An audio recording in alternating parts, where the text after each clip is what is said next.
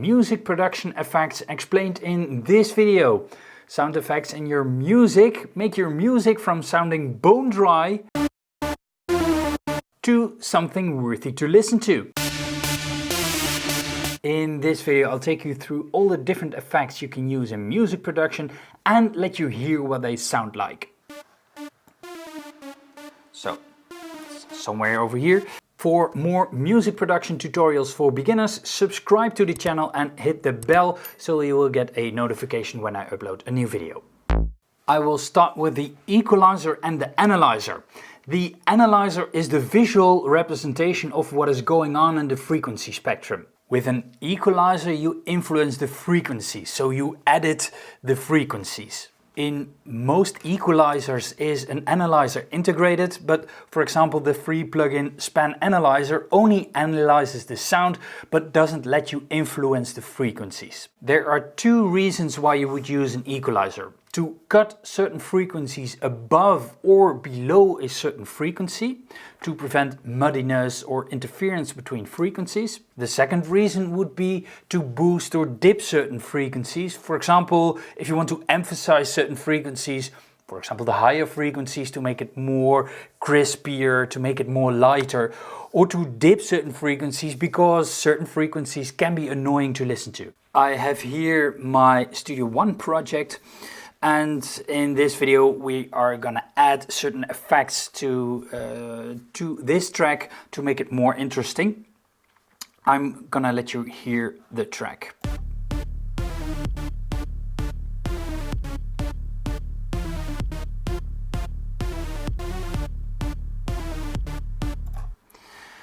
I have 3 melody layers because I want to have a certain frequency spectrum covered with each of these layers.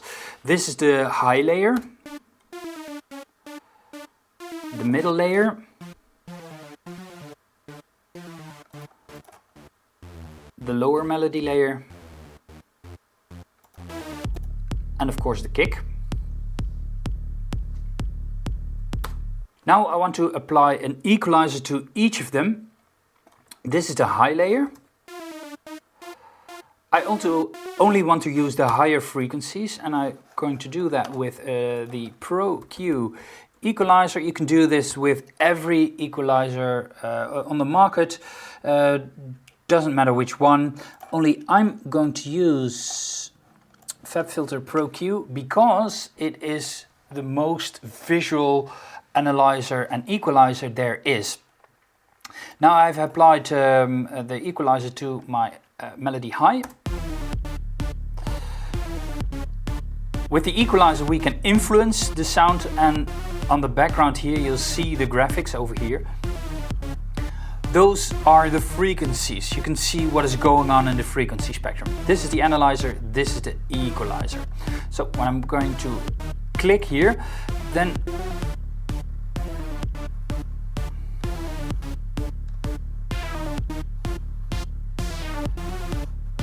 the changes I make is the equalizer part.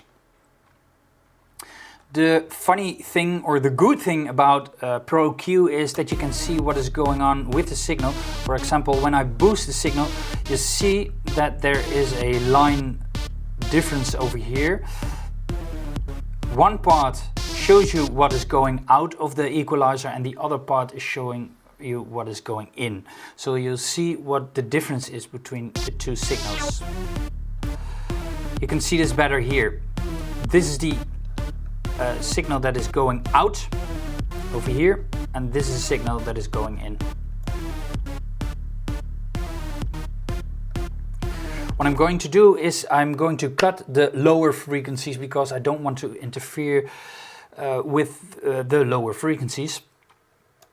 I'm going to choose a high pass or a low cut.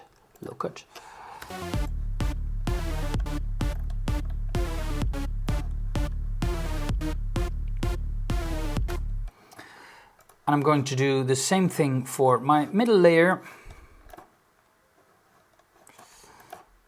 Solo that over here. Also going to do that the upper part. and also here.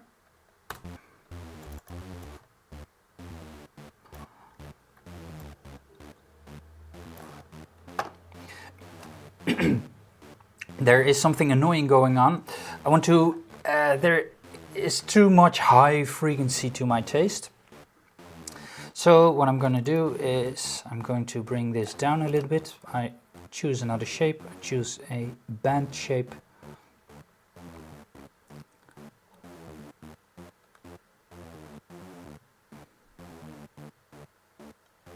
High shelf. To make the higher frequencies a little bit less annoying.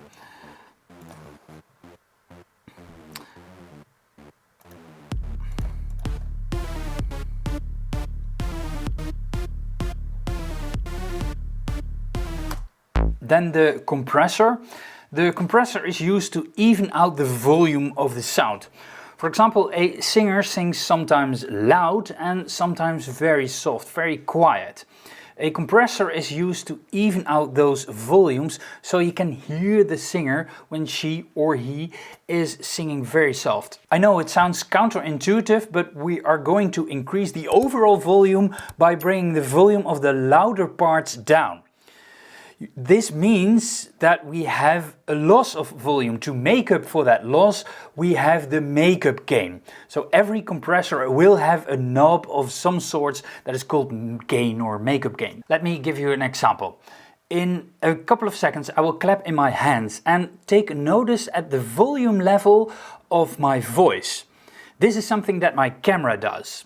So I'm going to clap in my hands. And I'm going to talk, and now you'll hear that the volume changes a little bit. So notice that when I clap that it's really difficult to hear what I'm saying. And this is because this clap is a very loud sound. And the volume of my camera will adjust for that. That is super annoying and something that I can't switch off. This is a compressor doing way too much work. The problem with compression is that the quieter parts get louder. That means also that background noise, for example, gets louder. You can compensate for that with a gate. I will come back to that in a minute. Okay, let's take a look at my melody high and apply a compressor. This is the signal without a compressor.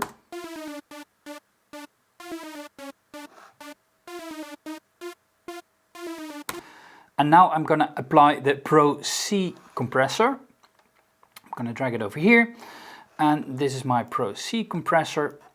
I'm going to play, and now you see what happens. Over here you see what happens to the signal. This is the signals going in, and the red thing is indicating how much it is compressing. Can you hear the difference?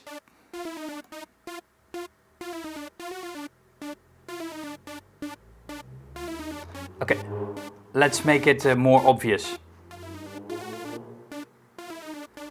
Notice that the volume is going down. And I set makeup gain. The makeup gain is set to auto. Well, it doesn't work 100%, but now I can make up for the loss. Okay. Now let's apply more ratio, so how much it is compressing. Now it's compressing by this much, but when I increase the ratio, you will notice that it will compress more. I'm going to set the threshold lower, so now it is super obvious. This is way too much. But just to let you hear what is going on. So without.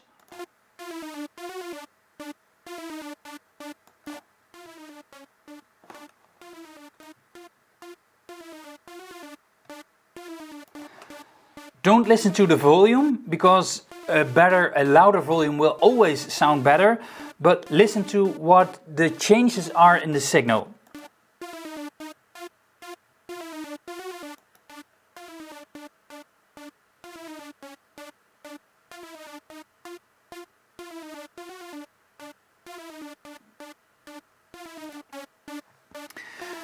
There are two important buttons over here. That is the attack and the release.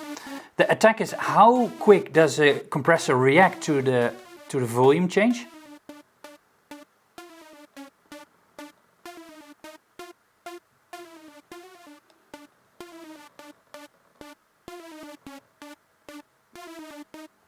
This is quick.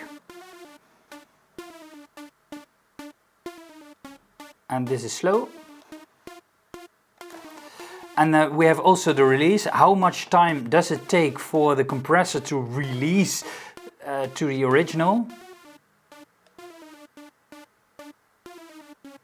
So it's reacting slower.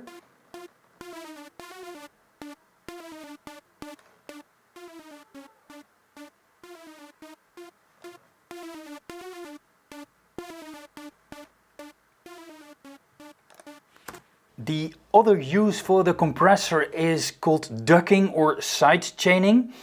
When we play a melody, for example, it ducks out of the way to make room for the kick. So the kick does shine more in your music. So when I compress the melody, that's the main chain, I will react to a signal from a side chain, that is the kick, to make room for the kick. This has a technical reason, but nowadays in EDM it's so overused, it is also a creative decision. Okay, I have the melody here. I disabled my compressor that I had earlier. I'm going to apply a new compressor. You can use both, by the way, no problem. That is often done, by the way. Use both. So I'm going to drag and drop my compressor, my Pro C, over here. This was my original signal. This is the compressed signal, but I don't want to compress the signal by using the internal signal. No, I want to use an external signal. I have to say in Pro C that I want to use the external signal. I can do that over here. Click on sidechain, and this is internal and this says external. So now it reacts to an external signal. But I have no external signal. To which external signal? Well, you can set that over here. When I click here, I want to react to this SEO kick, that is this track over here. So I'm gonna check this, and now nothing happens because my kick is disabled.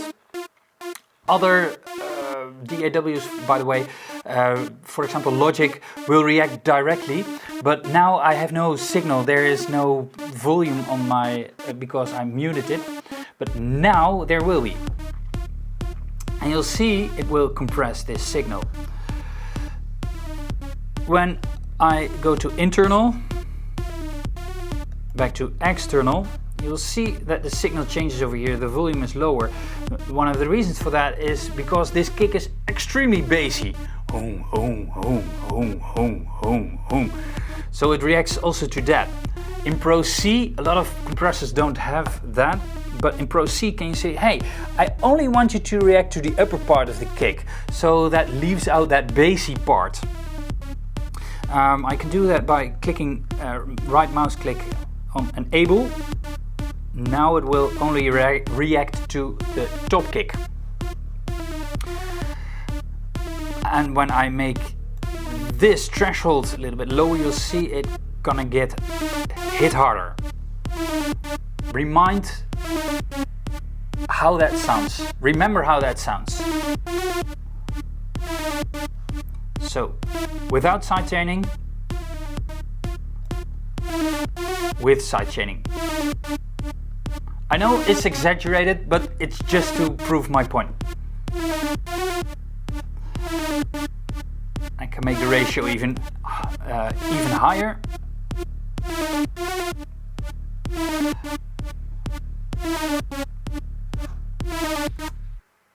Then the limiter. A limiter limits the volume of your sound, so it doesn't exceed a certain threshold. And for example, the threshold of 0 dB.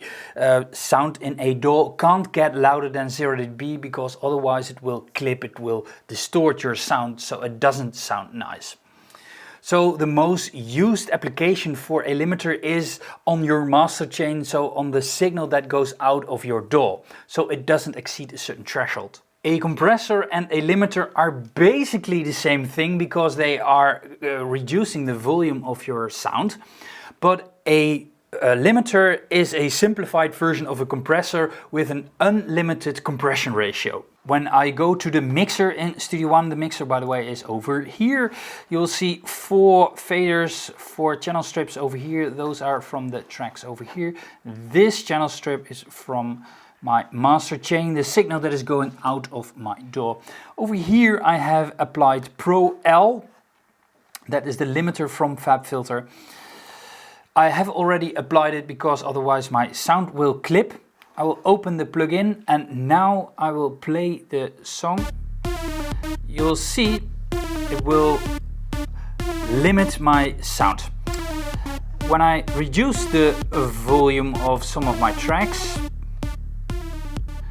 you'll see now the limiter has to do nothing. This is the volume, and when I make the volume of my track higher, and you'll see now it will start to apply limiting.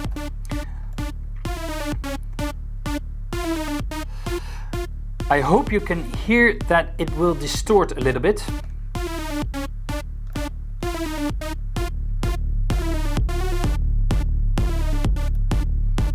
Now I've driven it all the way to the max, and it doesn't distort as much, but it will manipulate your sound if it has to work too hard. Then delay. Probably every melody line and every vocal has to have a little bit of delay on it. It makes your vocal and melody sound a little bit more natural. I'm going to apply a delay effect to my melody high, so drag and drop Fabfilter Timeless. This is what it sounded without, and this is what it sounds with. I'm going to apply it more subtle.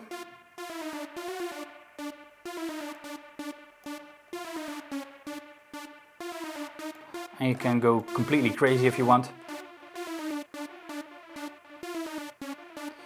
This is, by the way, the left speaker or the right speaker, and this is the right speaker, this is the left.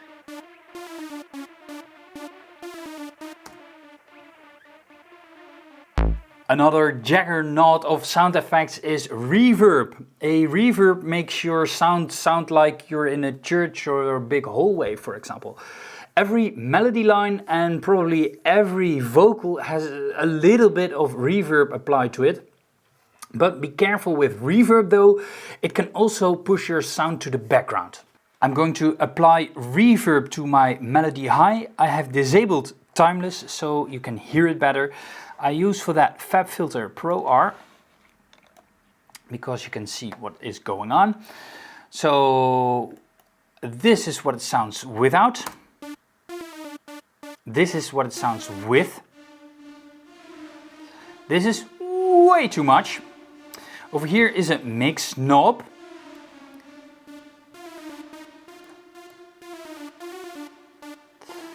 With the mix knob you can say, hey, I want so much of the effect combined with the original signal. Only the original signal, they call that dry. Only the applied effect is wet. So this is wet, this is dry. So somewhere over here. You can also set how much reverb you want to have, how many decay time, 6 seconds, no problem, or shorter. If you have a longer reverb, it sounds more epic. So without, with. In a reverb you can also set the decay rate.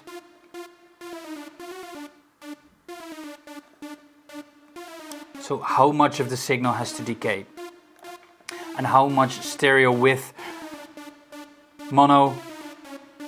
It is more focused to the middle, or as much stereo that makes it more wide. When you start, you can apply reverb to one track, but if you advance and have more tracks, a reverb on every single track will choke your CPU. You can fix that with a technique called buses, and you can combine different signals in one bus and only apply reverb once to that bus. Then a gate. A gate allows sound to pass through above a certain volume threshold. You can use this, for example, to filter out background noise, although you have to be a little bit careful because it can be audible. I recorded a little voiceover and hear what is going on the background. I played a song and you'll hear it very quietly on the background, without a gate applied. If I in a microphone, and you need to be able to have the best quality sound. So can you hear what is on the background? And I hope if I do not talk that you can hear something. Okay, now I will apply the gate. So I will apply Pro G from Fabfilter. This opens the plugin and it is applied now. Or not? That is the question. In a microphone, and you need to be able to have the best quality sound. So if a volume dips below a certain threshold, then it is silent. When it comes above that threshold, it will allow the sound to pass through. So let's tweak some parameters. So can you hear what is on the background? And I hope if I do not talk that you can hear something. Or not? That is the question. In a microphone, and you need to be able to have the best quality sound. So can you hear what is on the background? And I hope if I you can also tweak the ratio a bit. Do not talk that you can hear something. Or not? That is the question. In a microphone, and you need to be able to have the best quality sound. So can you hear? It takes some tweaking for getting the levels right, but it prevents that you have to do all the volume adjustments manually, and that can save you a lot of time. Distortion makes your signal dirtier, ooh la la, less clean, a little bit grittier, a bit more raw. I'm going to apply distortion to my mid melody with the Fabfilter Saturn. And let's play it. First the original.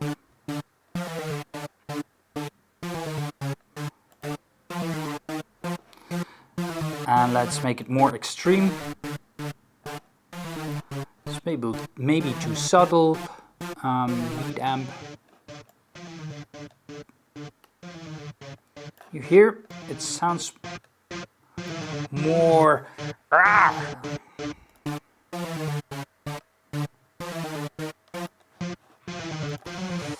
Screaming amp.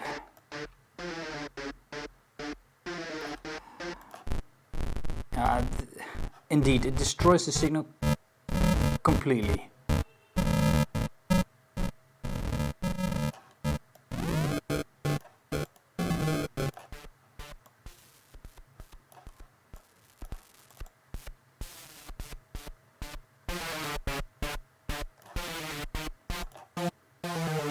Without, with,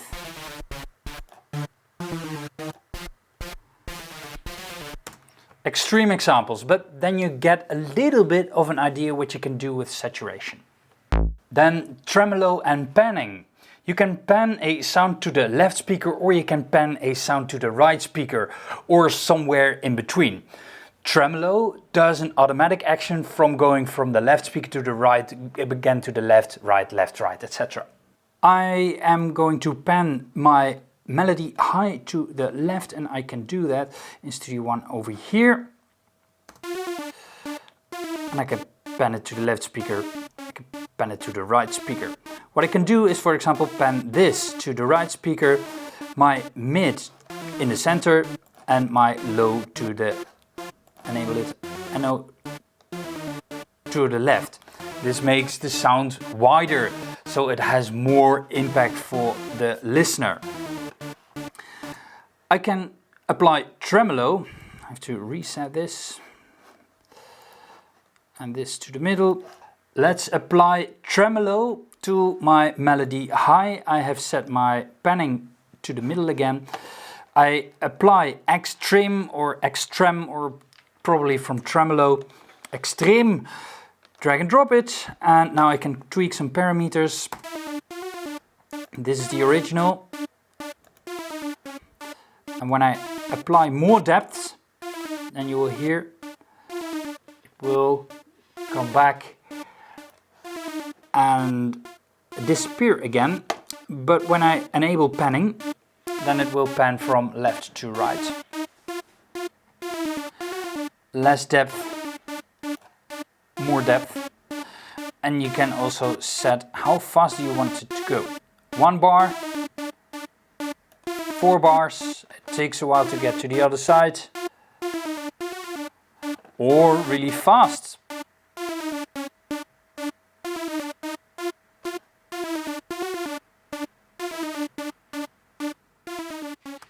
Chorus makes it sound if there were multiple instances of your instrument present. Like someone is singing, and with a chorus it sounds if someone sings in a chorus. I'm going to apply the chorus effect to my melody high. I use the chorus plugin from Studio One itself. And it gives more body to the sound, that is the idea. By using a little bit of delay, and you can set how much delay you want.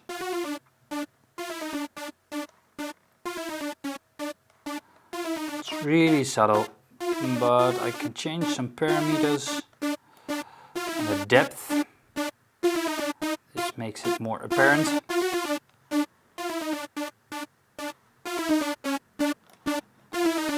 And this is mono, this a little bit wider. Let's hear with and without, without,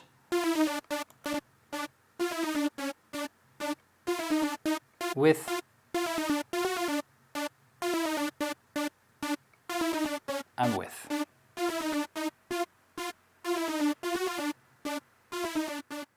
Then phaser and flanger. Both give a more sizzling, more swirling effect. I will show you. I can apply the phaser and the flanger filter directly from the built-in plugins in Studio One, but I'm not going to do that. The reason for that is because I can make it visual with a plugin. That plugin is called Serum, and I call the plugin, and under the filter section there is, you can apply a filter, and in this case I applied a phaser filter. And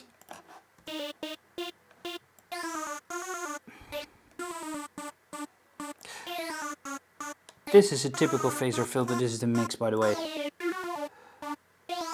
This sweep, you can automate that, is a typical phaser. More of the original.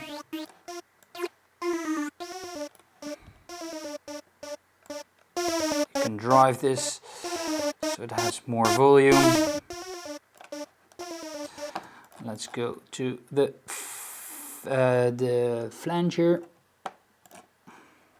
You see it has more harmonics, more things going on here compared to the phaser.